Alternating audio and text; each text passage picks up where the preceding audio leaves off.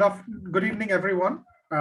Today's talk, this TinyML talk, comes from India. And the topic for today's TinyML talk will be uh, single lead ECG classification on wearable and implantable devices. Today's speakers would be Arijit Ukil and Gitesh Kulkarni from Tata Consultancy Services Research. And to tell you a little bit about TinyML India, TinyML, the group, as well as the India chapter.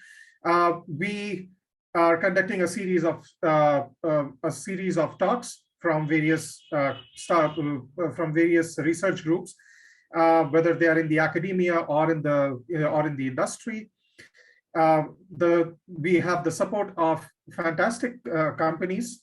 Without whose support this talks would not be possible. Some of them are AON Devices, ARM, DeepLight, Edge Impulse, EMSA, Greenwave Technologies, Latent AI, Imagimob, Maxim Integrated, SAP, Renesas, Reality AI, Qualcomm, HOTG, Groveti, Kixo, Seed Studio, SenseML, Stream Analyze, ST, Synsense, and Syntian, and of course, Qualcomm. Without their support, these talks would not be possible.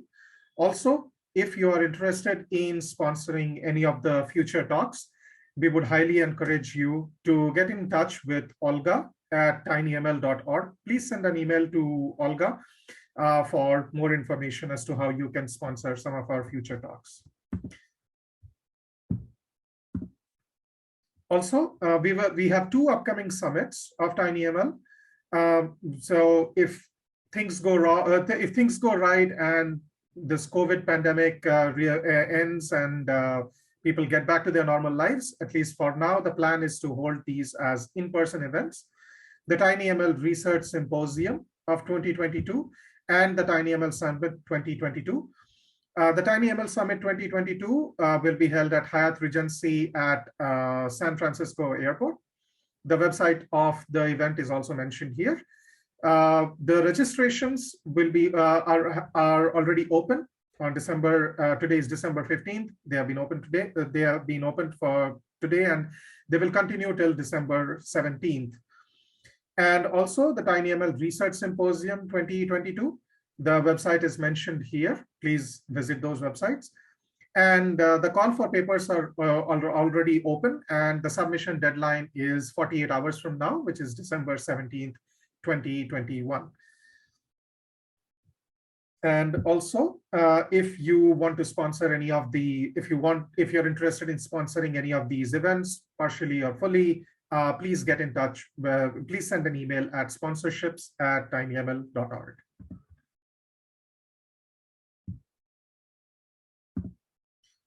Also, to remind everyone, tomorrow we are going to have another talk, TinyML talk from Alas Dyer Allen from Raspberry Pi. And the topic of the talk will be Standing at the Edge and Looking into the Future, a fantastic title. And it will start at 8 a.m. Pacific Standard Time. And if in the future, if any of you want to present your research work or any of the cool things that you have done in TinyML, if you want to share that information, share your research and your work with the rest of the world, please get in touch. Please send an email at talks@tinyml.org, and we would be happy to host you and make sure that you are able to present that work in the TinyML Summit. TinyML talk series.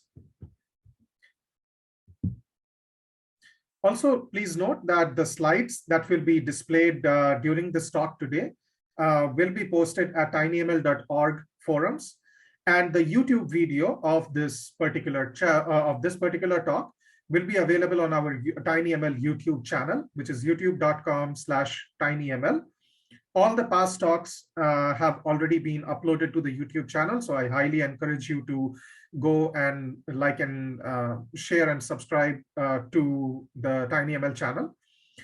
If you have any questions during the talk, please use the Q&A button on your Zoom toolbar, and you can post your questions, and we will try our best to take as many questions as possible during the course of this talk. A little about the TinyML India chapter that is bringing the talk to you today. My name is Sandeepan Chatterjee, and I am a lead data scientist at DXC Technology. My focus is computer vision and IoT implementation in the fields of the manufacturing, automotive, and healthcare industries. And my background is in image and statistical analysis, mostly for aerospace applications. We also, I have a wonderful, I am a part of the wonderful team where we have Chetan Singh Thakur, PhD. He's a professor, assistant professor at IISc Bangalore. We have Anup Rajput, who is a co-founder of Envir AI. We have Abhishek Nair, who is a PhD student at IISc Neuronics Lab. And we also have Arijit Das, who is a 15-year-old high schooler, but he is really interested and a force of nature, I would say, in the field of TinyML. So if you want more information and if you want to stay connected with the TinyML India group, I would highly encourage you to visit the LinkedIn page, www.linkedin.com/company/tinymlindia. Moving to the speakers for today. So we have two speakers today from TCS Research, Arijit Ukil and Gitesh Kulkarni. Arijit has more than 18 years of industrial experience. He is currently working as a senior scientist at TCS Research, Tata Consultancy Services, one of the largest consultancy companies in India. He has published more than 50 research papers. He has also authored 4 book chapters. He has filed for more than 40 patents, and more than 30 of them have already been granted in various geographies in different corners of the world. He holds a master's in engineering from Jadavpur University. He is also a senior member of IEEE, and he has also served as the steering committee member of Healthy IoT and also held the post of the general chair in KDAH CIKM for quite a few years. He is joined by Gitesh Kulkarni. He is also working as a scientist at TCS Research. He is an accomplished designer in embedded systems, in wearable devices, and edge computing. He has filed and he has many granted patents in these fields. He is, in one of his pioneering works, he was the lead designer of the world's first industrial safety watch. And so that really goes along with his track record of being an accomplished designer in embedded systems. He holds a Master of Science in Electrical Engineering from Colorado State University, US. And he is also a member of IEEE and ACM. And before joining TCS, he was working in embedded systems and systems products for leading technology companies with a total experience of 19 years. And also, it might be of interest to many of you that he is also a licensed ham radio operator. So I would encourage you to get in touch if you are interested in that as well. So over to you, Gitesh. Please, the virtual floor is yours. So hello everyone, a warm welcome to all of you on this presentation on single lead ECG classification on wearable and implantable devices. So we talk about the work that we had been doing on this for some time, and you will see the results that we have got using that. We would like to thank the organizers for giving us this opportunity to present our work here. So I'll move on to the next slide.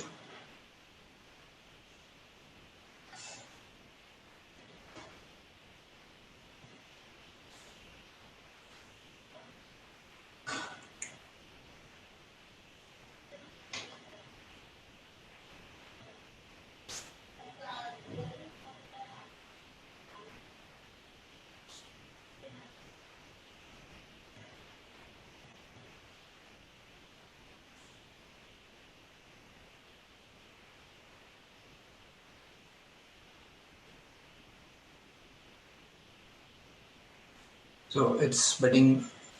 a bit of time to move to the next slide, but just hang on.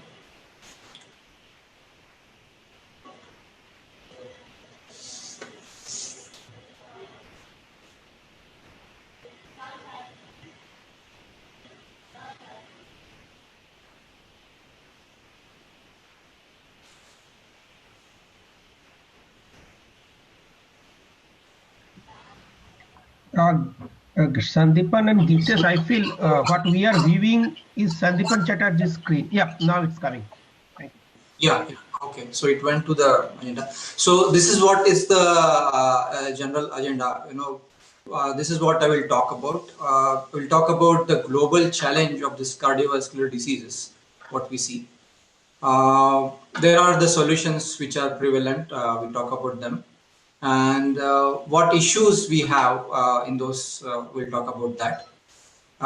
We see as that large models in embedded systems, they are the main problems here, and we try to solve this problem by creating smaller models which could fit onto embedded systems. And one of those approach is this piecewise linear approximation that we have worked upon. We talk about that, and we talk about the results that we got. So yeah, moving on to the next slide. This is the publications and the patent on which all this work is based on. We have just listed it here. There are 2 publications and a patent on which this talk is based upon. And before we go into what we have worked upon, I will just talk about the group that we are coming from. We are from this Embedded Devices and Intelligent Systems group. We conduct research, especially in this edge computing, which helps us to create perceptive machines, and we are mainly focusing on sensing the machines and sensing people. So these are the broad works that on which the edge computing we are trying to apply upon. So we all know device edge computing. There are many talks that you have been hearing about in this sessions. So the main objectives I would just like to state again are reduce latency, preserve privacy, improve reliability, and reduce cost. So these are the major objectives that are there. But the challenges are also there because of the constraints in terms of the CPU, memory, and bandwidth, and also the battery, which is one of the major concerns because there is no unlimited power available. There is no mains power available, and the sizes are small. So consequently, the battery sizes are also small. And the applications that are possible are real-time sensing, so that the decisions are taken in real time, and actuation happens as the sensing happens.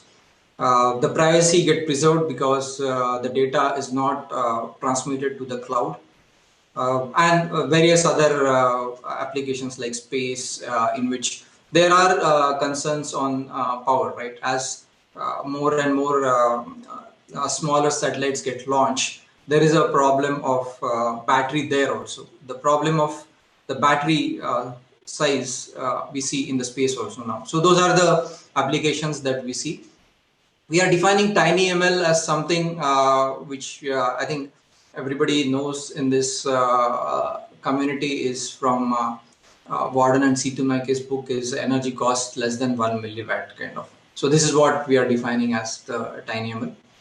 And generally there are 2 classifications that we see. One is AI at the edge, and one is TinyML. So AI at the edge would mean the consumer edge, in which AI cores are part of the SoC, and enterprise edge, in which you might see standalone ASICs and the applications which can take on more power. So moving on to the global challenge, the main topic of this research is we have the cardiovascular disease, which is a leading cause of death in most of the countries. And we see all of these deaths in all the age groups. It's not focused, or it's not concentrated to an age group. So it's really, the problem is actually seen in all the age groups. And we see that every 36 seconds, as per some studies, like the one study by CDC in USA, every 36 seconds, one person is dying from cardiovascular disease. So it's a great concern. And we also see that 1 in 5 heart attack is silent. So we see a lot of potential here to prevent this prevent these deaths. You can see some data on the right hand side here, which talks about the same, and there are some research papers quoted. So what are the current solutions? What we see is there is a need to do regular screening, though the person has to visit the hospital or any kind of facility where they have ECG machines and they have the right kind of doctors who would actually analyze this data and give some recommendation based on that. And it needs a continuous monitoring. The person has to regularly visit. But with this wearables, the new revolution that we had been seeing for a couple of years now, that we have ECG sensors coming up in the wearables, and that could be one solution, to monitor people continuously and take some calls basically on their cardiovascular condition. But the problem is the models are big. The models that we had been seeing, what you had been reading about, are very big, and that simply doesn't fit into the wearables that we have. A typical wearable would be Cortex M0 or M7 with a very limited flash memory of maybe maximum 1 MB, and even the RAM size will be even smaller. So how do we actually make these wearables useful? Is there any way in which we can actually use this for the continuous monitoring of cardiovascular disease? That's what was the effort in this research. So I am just putting out here a couple of hardwares that you see. There is a Fitbit Surge, there is a Mi Band 3, Sony Smart Band 2. So all of this are having a very wimpy core, is what they say in research parlance. It's a Cortex M0, M3 maximum with a speed which may not exceed 100 megahertz and a flash memory which may not exceed 1 MB. So these are the kind of configurations that we deal with in wearables, and even the battery size is so small. It's 100 milliampere hours, so that is also quite small. So this is what typical design of wearable would be. You have the main MCU, which has having a flash and SRAM. There is some kind of signal conditioning happening, and that is what is digitized and fed to the MCU, where the algorithms are run. You may have a flash and you may have a communication MCU. So these are all optional components. They again increase the power budget, but they might be useful to run the compute intensive deep learning models. That would be more useful here. So if you see the issues in any wearable, they are this. You have a neural network which is a compute intensive or memory intensive or both, because not all layers will be compute intensive, not all layers will be memory intensive. There is a mix. Some layers will be compute intensive, some will be memory intensive. But the compute intensive layer calls a large number of instructions. This increases the energy. Memory intensive instructions would again increase the memory size, and they increase time because you might need to access the memories which are outside the CPU. So if you see on right hand side, there is a small illustration which says that more away the memory, more energy it is consuming. So you try to put a bigger model by putting a flash out, and then when you put that flash out, you need to access that memory which is away. That increases the energy. You increase the size of memory, maybe in the chip or even outside chip. That again increases the memory, because memory itself consumes energy to refresh itself. Of course, compute intensive, I talked about, large number of instructions again lead to large amount of energy consumption. So all the roads basically are leading to the same thing, that we have increased energy consumption because of the size. So the size is something that we need to actually attack, so that this becomes a useful device and creates a good consumer experience on the wearables, and eventually create the possibility that cardiovascular diseases can be prevented and deaths can be prevented. So with this, I hand over to Arijit Ukil, and he will talk about the work that we had been doing and the success that we got in it. Thank you. Great. Yeah. Gitesh, for setting the context. What Gitesh was mentioning, there are a good amount of motivation for taking up this kind of research work. If you see, this is there is a wearable device with a single lead ECG sensor, which can detect different cardiac diseases like heart arrhythmias, life-threatening atrial fibrillation condition.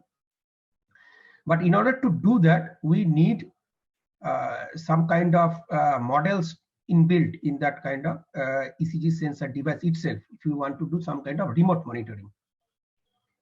And now the problem comes at that point itself. So for a very reliable and robust model, this model size becomes enormously high. So if you say a typical DL model for a 1D signal classification, residual network kind of model, it will go not less than 10 MB in size. And if you have a very sophisticated model, which is tuned for particular application, that is a model which is a single lead ECG detection for cardiovascular diseases from Stanford. So that is more than 100 MB in size. Now, given that microcontroller RAM capacity is less than, typically it is less than 500 KB. Now, these are two infeasible conditions we have. So in order to have a good detection capability from a single lead ECG sensor, typically if you say in a watch or in a smart bands, so we need these kind of models. But the memory constraint is too much. So how we can tackle that?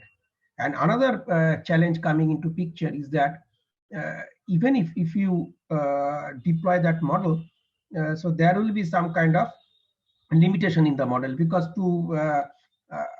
if it will come as a downgrading to the model. So 100 MB to a 500 KB size. So we have to take a lot of actions.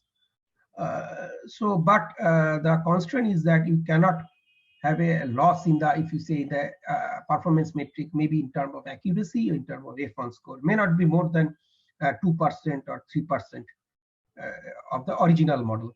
The moment original model works on a sophisticated GPU system, if it say it is a 90% accurate, the model which works over a tiny edge device or a smart watch for similar task, it should not go less than 88% in accuracy, let's say. So this is a big challenge. So how we'll go forward? If you see going forward is typically is a model size reduction task. So how we do that? So this is a, if you say deep learning deployment flow. So we have some initial network design, then we iterate with the given training data set. In the first go, it may not be right. So we have to again iterate it, and ultimately we find a trained network. So this is what we call, if you say a ResNet model or a Stanford ECG model. This is a trained network. This is a trained network which is trained over a PC, over a workstation, over a GPU system. Now this is the 100 MB model. Now this is a step 5. Now the real challenge is coming in the real world. So this model in many cases of not much use. So the moment you deploy it in a real world applications, be it healthcare, be it automobile, be it computer vision applications, mostly you need a deployment network, and which will be typically constrained in size.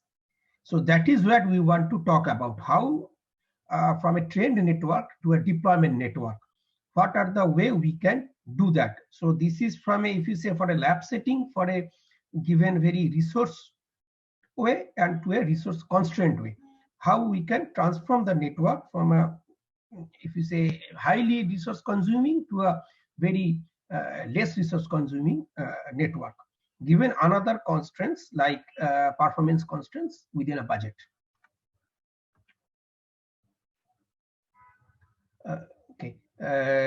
So what comes into mind then? So first thing comes into mind to reduce the model. So there may be 100 MB model, how we can get most out of the model by reducing the model size. So there are different options to it. So one of the options is pruning. Pruning is a kind of eliminating some kind of redundancies in the model. So I'll talk about it later.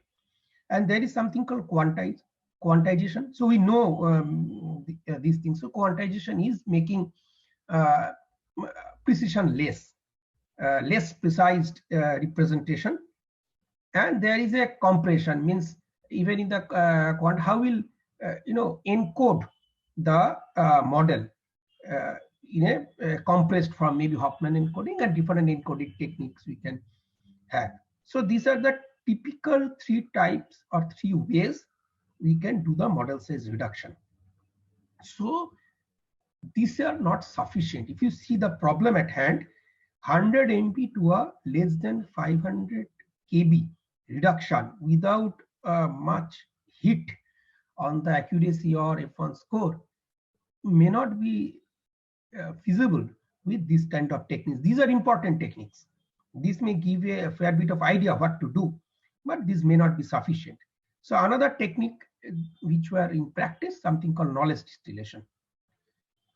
So these are what typically people are working on, and last few years these techniques are in place. Okay, so you know what is a quantization. Quantization in general is a process of mapping values from a large set to a smaller set values. So for a say floating point to integer conversion, maybe from integer precision to another integer precision, from int 16 to int 8.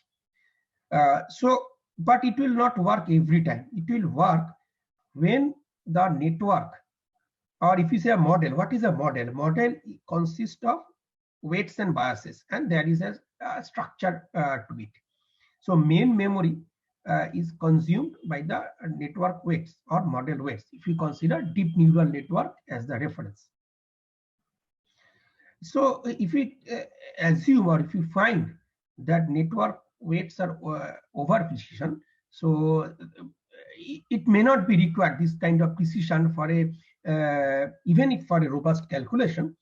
So we need to reduce the precision, and then we can do the quantization. So this is very, if you say, basic approach of having model size reduction. Another is a bit sophisticated, which is called low rank factorization. So if you feel, or if you understand there is a redundancy in the network parameters, say there are many filter weights and other parameters which are very close to each other.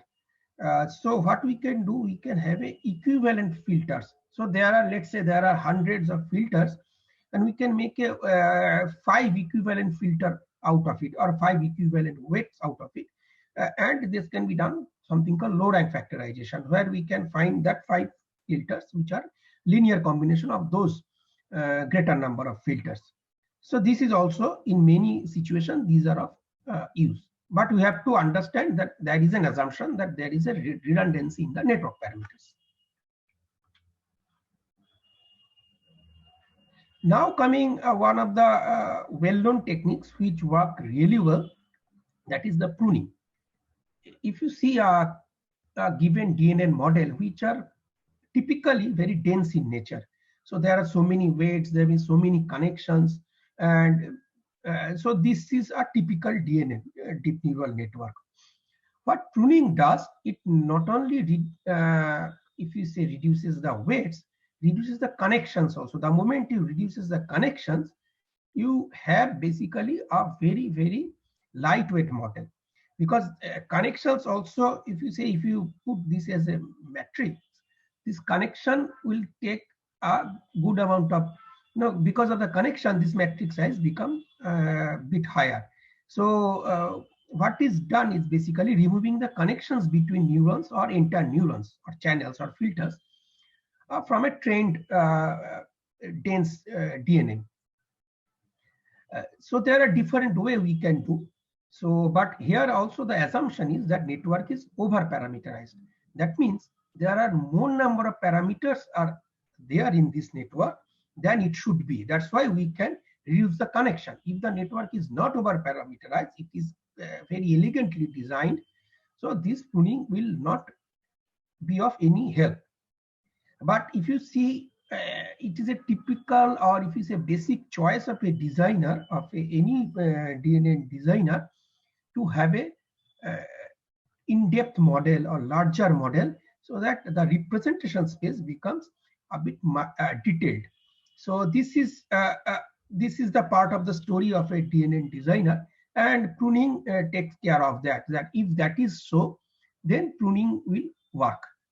So how it is done? So we evaluate some of the important neurons and then remove the least important neurons, then again fine tune them, and then see after fine tuning if the results or the performance is not degrading, then we can again do the same process, understand which are the important neurons remained, and go on doing this. So this is how the pruning works.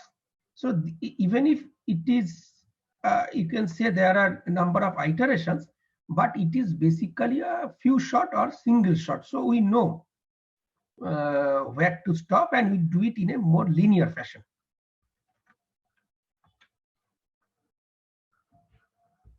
Okay. So I'm giving this as a kind of a note. I'm not going into the details because it is a kind of big or great theory behind it.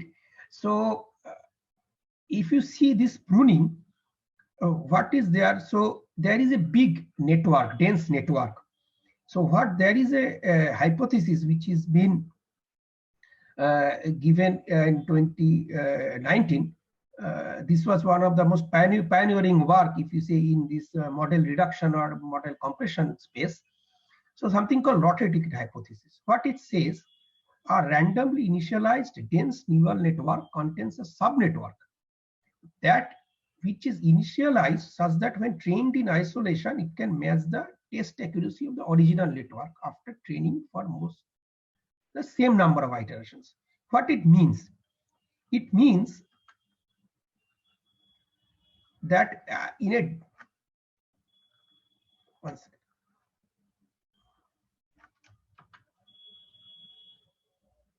In a dense network, there exists a subnetwork which is as good as the original network. So that is what these hypotheses mean, and this subnetwork is called the winning ticket. So what is the assumption? Assumption is there is an equivalent subnetwork exists. So this is one of the strongest hypotheses, and this is, in our own experience, we are also working here in this space. This we feel very much fascinating. We feel that this is a hypothesis. There is still, it is a kind of a conjecture. There is no proof yet, but intuitively it is quite understandable that there exists a subnetwork given we always design a over parameterized or a dense network which is more than necessary. So this is very important thing to note, that identifying winning ticket, if we can find out a way, there may be a maybe infinite way of identifying winning ticket. So they have also proposed one of them. So you can go through this paper. This is a remarkable paper. So I am encouraging whoever is interested, please go through it. Very lucidly written, and you can find why this kind of new kind of theory, a new kind of hypothesis will play a larger role in this kind of research work. And whoever interested in this model compression, or if you say in TinyML, who wants to take up a bigger model and want to fit in a smaller device or smaller microcontroller unit, a lottery ticket hypothesis will definitely need some mention there, and people should try out.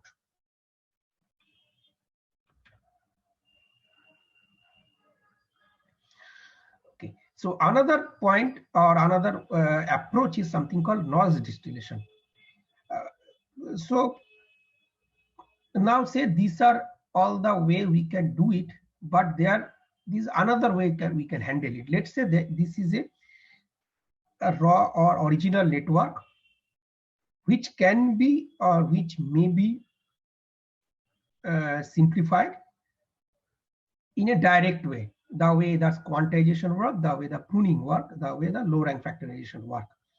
But it can be an equivalent network. Instead of an equivalent subnetwork, we can have an equivalent or closely matched simpler network. We can find out. How we can find out? We can have a lighter or student network. We can assume, say, let's say there is a dense network, which is say million parameters are there. And we find a very similar type of student network. Say if it is a teacher network, is a ConvNet. This is also, you can find a student network ConvNet, but it is a simpler in structure. Maybe say 100,000 parameters are there in that student network, which is a toned down version maybe from the teacher network. So what it can do basically, we can train the student network such that the knowledge or the way a teacher is trained, we can transfer the knowledge from the teacher to the student so that it can mimic the model's output. That means so what a DNN does a input to output mapping. So given an input space or input training space, it outputs to a vector or embedding space or a vector. So that is, it does in a nutshell. If there is a student network, it can closely do that under some constraint or some criteria. Then we can say this is also student network is closely as good as a teacher network. So this is called a knowledge distillation. And student network may not be the same as a teacher network, but in research and in a state of the art, most of the time student networks are almost similar type. If it is a teacher network, is a residual network, student network is also an residual network. And from TCS research, we also have some work there, and it has been published in ICAST 2020, that is called variational student. So this is a kind of a knowledge distillation where we can, under some variational loss function and variational dropout parameter estimation, we can find out a very, very closely matching student network from a teacher network. So this is also very important part of the overall model reduction paradigm. Okay. Now another part is where everything else fail. If you see, we cannot reduce the model size. Doing everything, doing pruning, quantization, low rank factorization, knowledge distillation, even lottery ticket hypothesis may not work because there are few assumptions behind it. So what we can do basically, instead of now reduce the model size, we can search for the model itself over a finite search space. So we know the objective. So given this is a input space, input training set, this is where the performance is required. then we can search over it and find out which network fit well.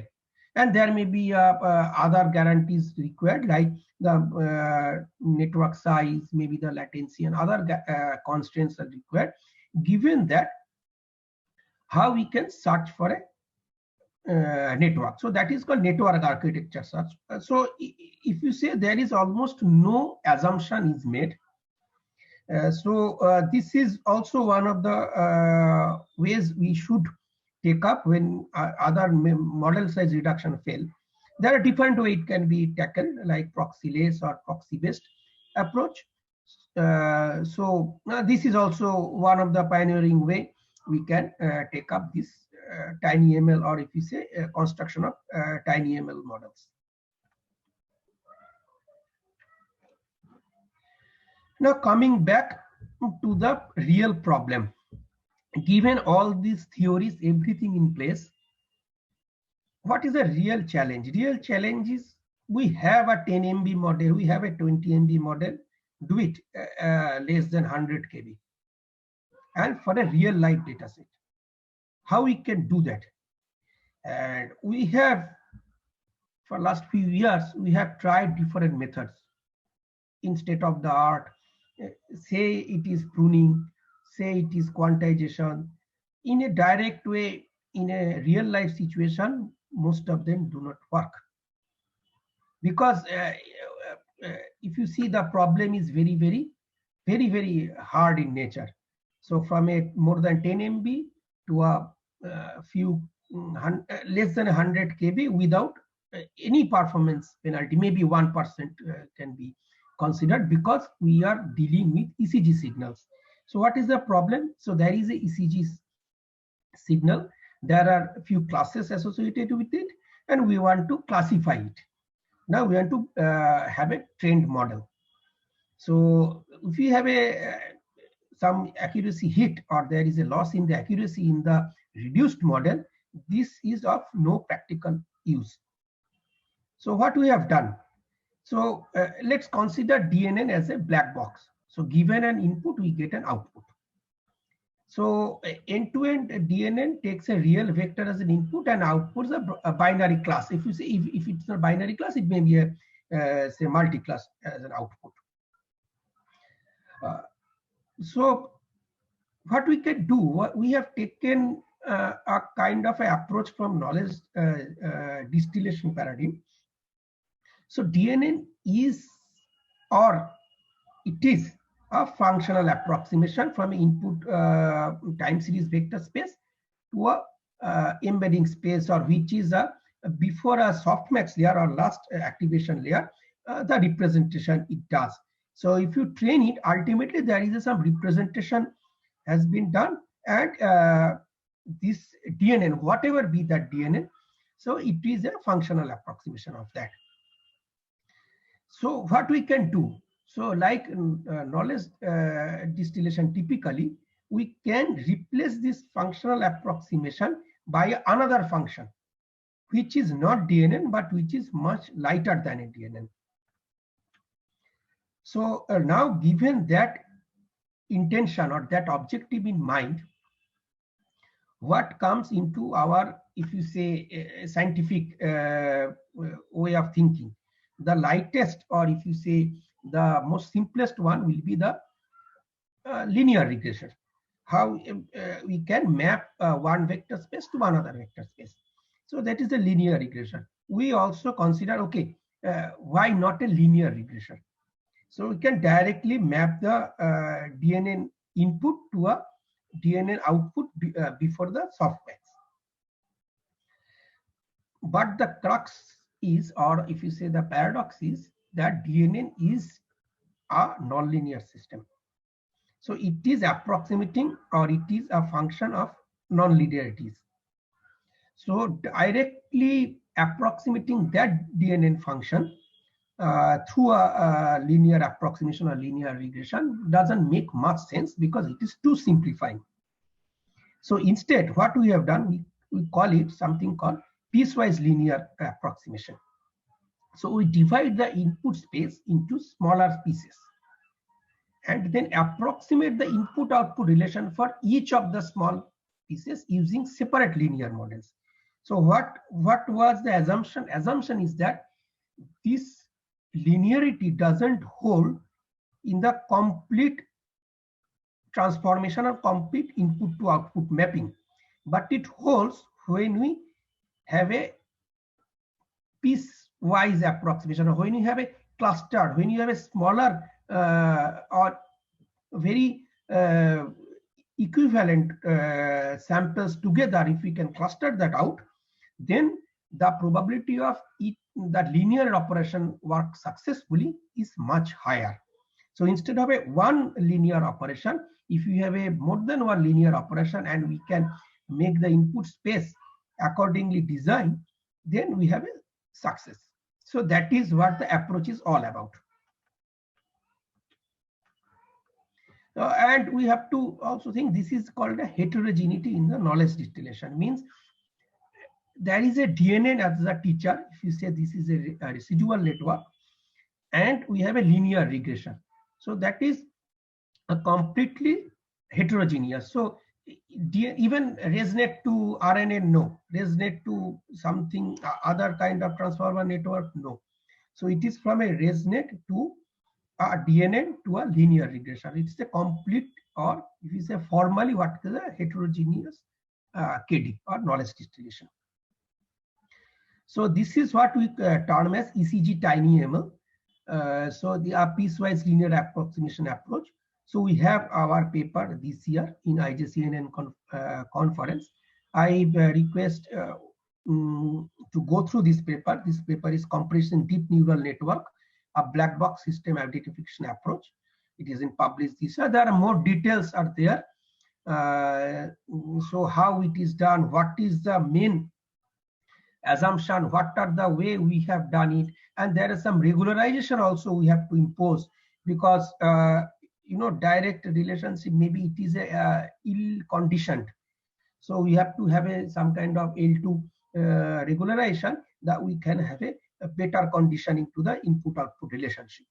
So that is our paper all about. Please kindly go through it if you find it interesting.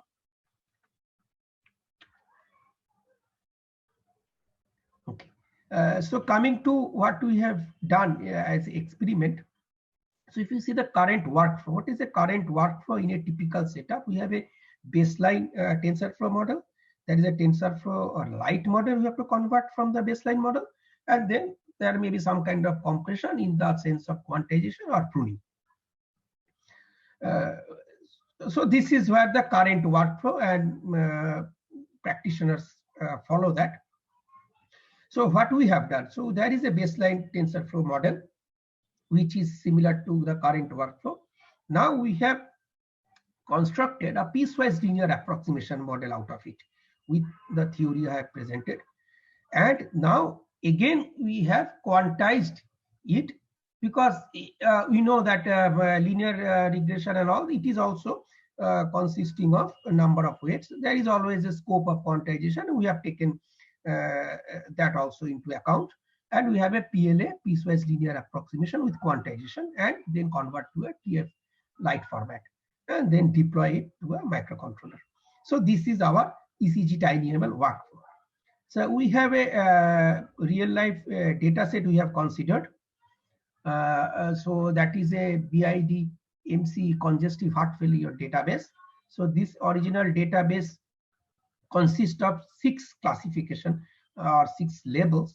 Apart from one normal sinus rhythm, there are 5 different CVDs or cardiovascular diseases are labeled, like RON2 premature, then ventricular contraction, supraventricular premature, then premature ventricular contraction. Another is unclassified, but unclassified beat. So if you see, there are 5 disease class and there is 1 normal class. So we are given the task how we can classify from a given data set. There are 500 instances of it. Training instances are available, and we have to train our model with these 500 instances and given this data or labels available.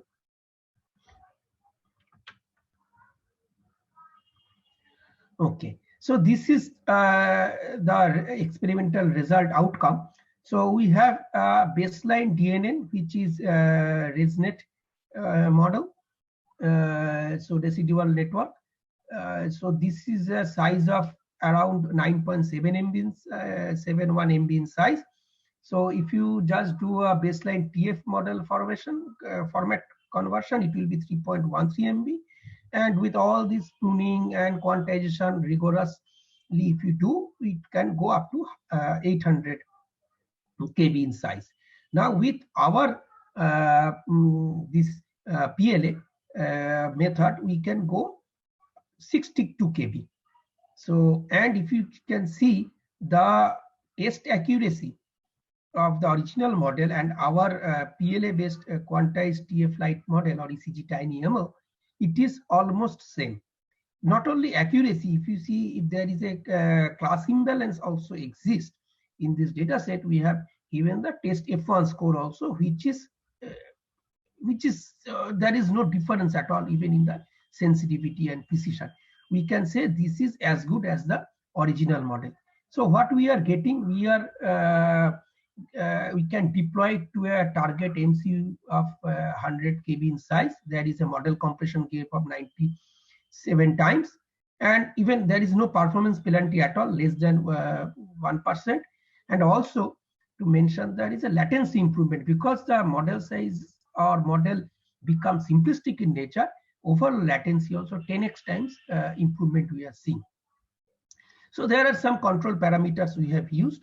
So the number of clusters and also some regularization parameter. Given that, we can see this is a kind of a very impressive result, and it is in fact been deployed in a MCU, and we see this is in real life. We can have this kind of, if you say not only there is a theory, we have make it in practice also.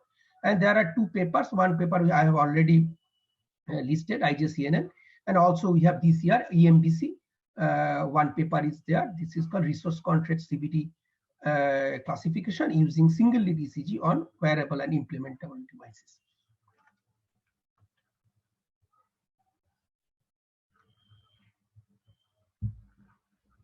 Okay, result summary. If you see, ECG TinyML approach demonstration, and it is a demonstration that it is feasible to transform a larger model to tiny models. And if you see, with a less than 1% accuracy loss, and model size reduced by 97x, and latency is decreased by 10x. And also, if you see that baseline ResNet model, number of parameters were huge, and if you see the number of parameters in PLA model, so this is give a good headroom to the MCU also to work upon energy constraint. Also, if you say there is a energy constraint also, with this kind of reduced parameter set, it is computationally much more efficient. And we are also thinking to take it up to an implantable group recorder, where there are much more tiny devices will be used, and this is in pipeline also. And if you see, if this we can build and these people can use it, and it will be an early warning system for different CVDs. And what Gitesh was mentioning, that if you can use that in vulnerable patient and elderly population, we can reduce the burden of these cardiovascular diseases on healthcare system.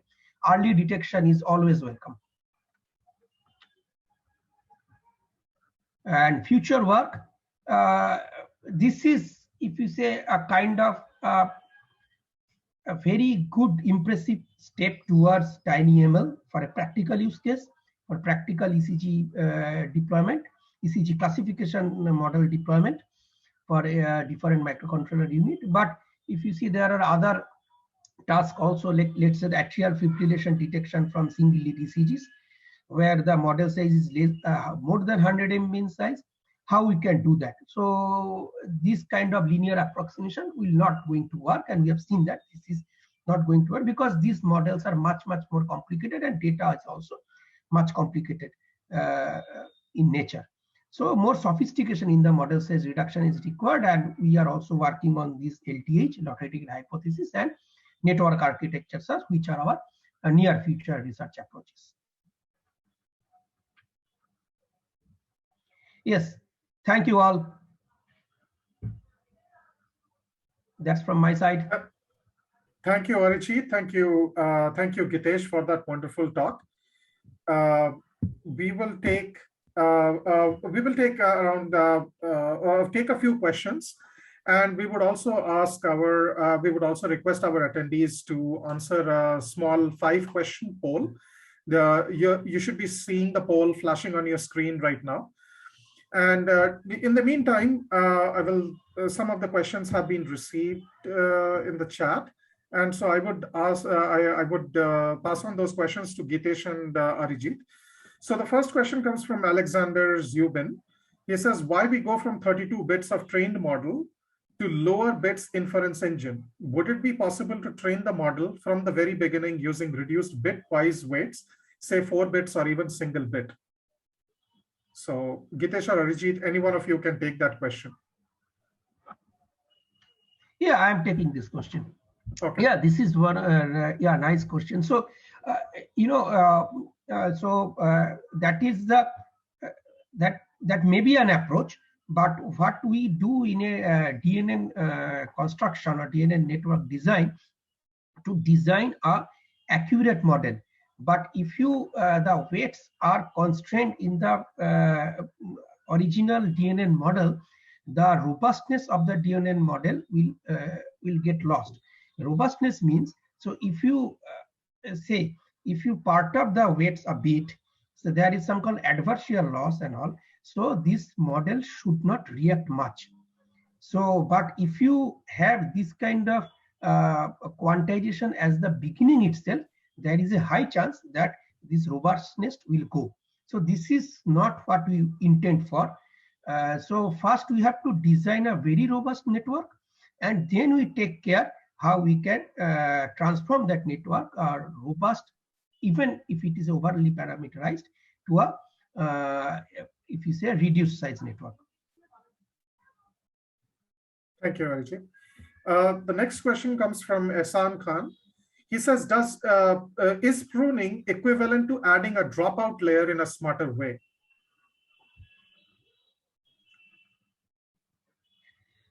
Yeah, dropout.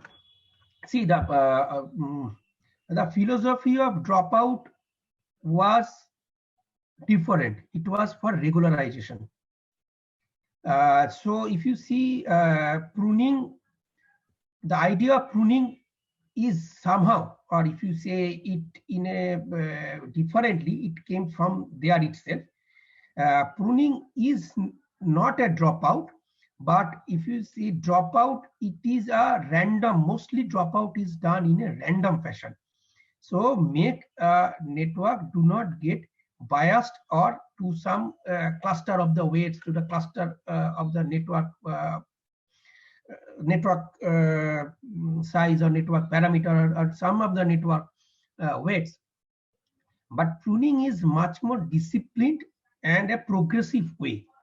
So if you consider pruning as a smarter way of dropout, we can do it, but that randomness or the regularization aspect will not be there. We cannot expect regularization effect in a pruning system, but in a dropout, we expect there is a regularization happen.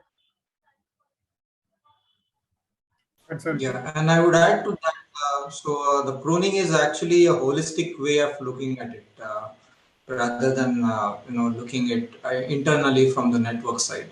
So that may give more results than doing a smart dropout. Yeah. Awesome. Thank you, Arijit and Akhil. The third question and the last question comes from Pragya Singh.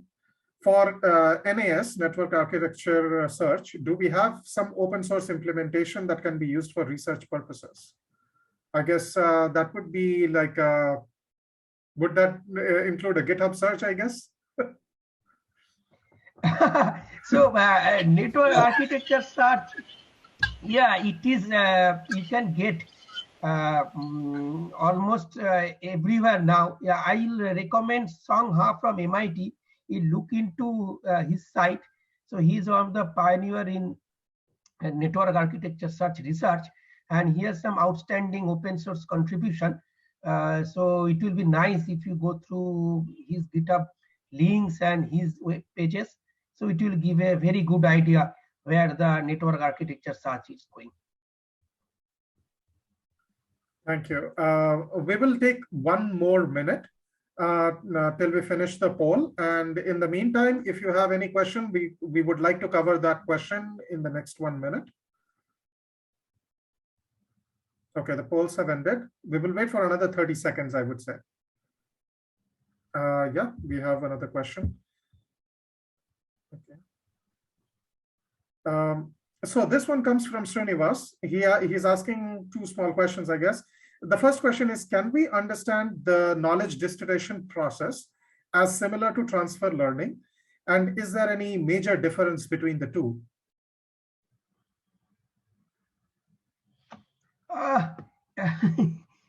See, what happens in DNN community, there are equivalence. Equivalence relationship means there are some theory, one of the theories given, and now there are offshoots are being done. If you see, this knowledge distillation is in fact a kind of transfer learning. So if you say in a philosophically, what we are transferring the learning from a teacher network to a student network, but the way it is done, it is different from a transfer learning way. So what transfer learning is does, so we have a training network.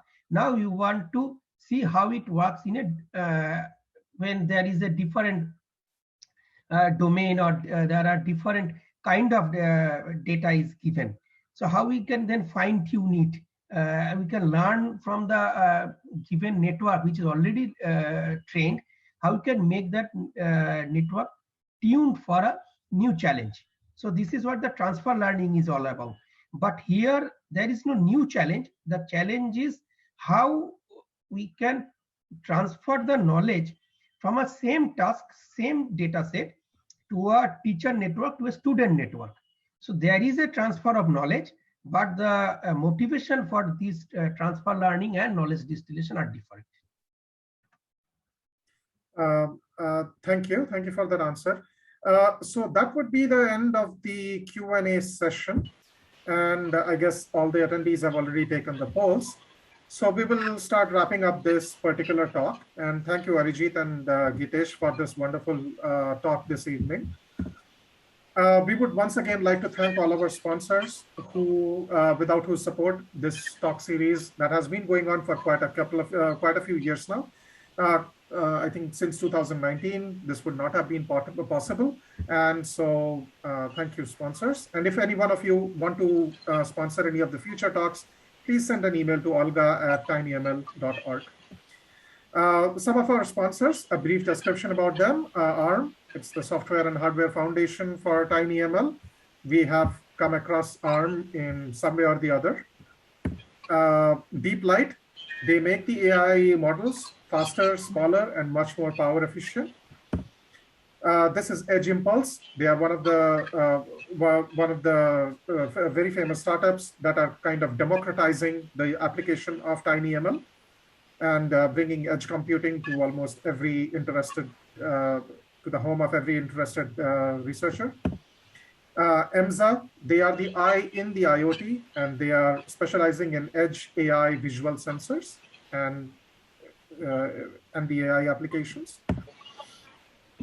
Here comes GreenWaves Technologies. They are enabling the next generation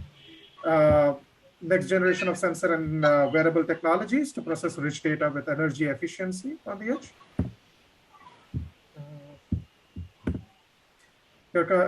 Next is Grovetti Inc. They are the software development services for TinyML solutions. Please check them out. And here is HOTG, which is the distributed infrastructure for TinyML applications and AI-enabled edge applications. Latent AI, they build the AI, adaptive AI for the intelligent edge. Then we have Maxim Integrated, who are enabling edge intelligence for using advanced AI acceleration, the low-power Cortex micros, and the sensors and signal conditioning. We have the very famous Kixo AutoML platform. They are providing automated machine learning platform that builds TinyML solutions for the edge using sensor data. And we all have come across Qualcomm in some or the other way. It has touched everyone's life. And they are advancing AI research to make efficient AI ubiquitous. Then we have Reality AI. We have they add advanced sensing to your product with Edge AI and TinyML for all the different edge applications. The broad and scalable edge computing portfolio that comes from Renesas. The Seed Studio, the IoT hardware enabler. The SenseML, building smart IoT sensor devices from data. And SynSense, they build sensing and inference hardware for ultra low power embedded edge devices. And Sentient, they are building very famous neural decision processors, and recently they won quite a few awards for their work in TinyML and edge computing. Once again, a reminder, so tomorrow we are going to have, December 16th, we are going to have a talk from Alasdair Allen from Raspberry Pi, standing at the edge, looking into the future. The webcast will start at 8 a.m. Pacific Standard Time, and if you want to participate in any of the future sessions, please send an email to talks@tinyml.org. And thank you everyone for attending this particular talk this evening. It was great to have Arijit and Gitesh share their fantastic research that they are doing at TCS Research. And I think many of the interested listeners would check out their work and also join us for many of the upcoming TinyML talks, either in India or from the different corners of the world. So thank you, everyone. And thank you for attending this talk. Take care and see you next time.